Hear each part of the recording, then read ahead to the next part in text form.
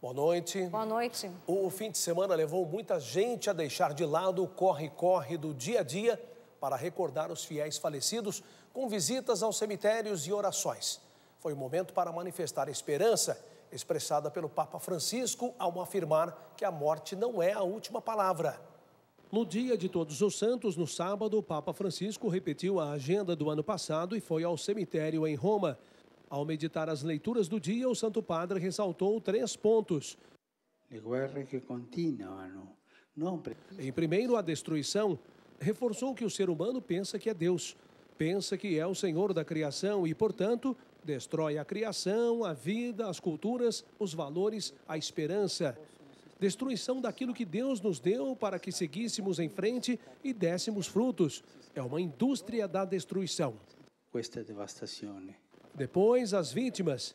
O povo que vive em tendas, sem medicamentos, com fome, porque o Deus homem se apoderou de tudo. E quem paga a festa? Eles, os pequenos, os pobres. O pontífice pediu que se pense nos muitos santos desconhecidos, sobretudo os que vêm da grande tribulação. No terceiro apontamento, o Santo Padre falou da esperança. A leitura do Evangelho do dia de Todos os Santos propôs o método dos ensinamentos do Sermão da Montanha. Afirmou que as bem-aventuranças são o único modo para ter esperança no encontro com Deus. Só este caminho nos leva a Deus, concluiu Francisco.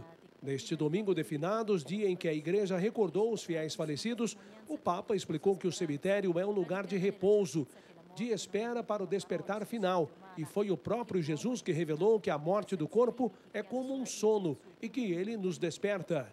É com esta fé que devemos olhar para os túmulos de nossos entes queridos, daqueles que nos amaram e nos fizeram algum bem. Francisco disse que os fiéis são chamados a recordar de todos, mesmo aqueles que ninguém se lembra. Recordemos as vítimas da guerra e da violência, tantos pequenos do mundo esmagados pela fome e pela pobreza. Recordemos os irmãos e as irmãs mortos por serem cristãos e aqueles que sacrificaram a vida para servir aos outros. O pontífice lembrou que a tradição da Igreja sempre pediu aos fiéis que rezem pelos falecidos, em particular com o oferecimento de uma missa. A celebração eucarística é a melhor ajuda espiritual para dar às almas, especialmente as mais abandonadas, enfatizou o Papa. Hoje, a missa na Basílica São Pedro foi em memória dos bispos e cardeais falecidos nesse ano, celebração iluminada pela fé na ressurreição. Assim definida pelo Santo Padre ao falar do testemunho dado pelos bispos e cardeais em seu serviço à Igreja. Muitas das suas faces são presentes em nós e todos são olhados pelo Pai com o seu amor misericordioso.